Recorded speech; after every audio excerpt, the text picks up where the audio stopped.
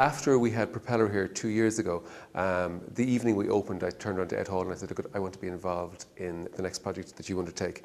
So 2 years later, here we are with another fantastic double bill, The Comedy of Errors and Richard III. Hath crept a hellhound that doth hunt us all to death. I had an Edward till a Richard killed him. I had a Henry till a Richard killed him. Thou hadst an Edward till a Richard killed him. Thou hadst a Richard till a Richard killed him. For a play that deals with a lot of kind of bloodthirsty hunger for power, which we can of course relate very clearly to in our own country today. And there's a lot of murders in it, or whatever. It's one of the funniest productions of Richard III that I've ever seen. What, should we stab him as he sleeps? Oh no, then he'll say 'twas done cowardly when he wakes.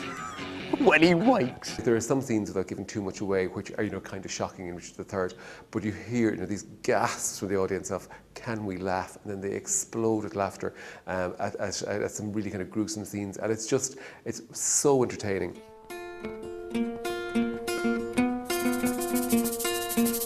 Two goodly sons, the one so like the other that could not be distinguished but by name. What he's done with The Comedy of Errors is he's set it in kind of like a sort of Costa Brava style holiday resort. It could be in Spain, it could be in Mexico, and there's music also features really strongly throughout his work. Dark working sorcerers that change the mind, soul killing witches that deform the body.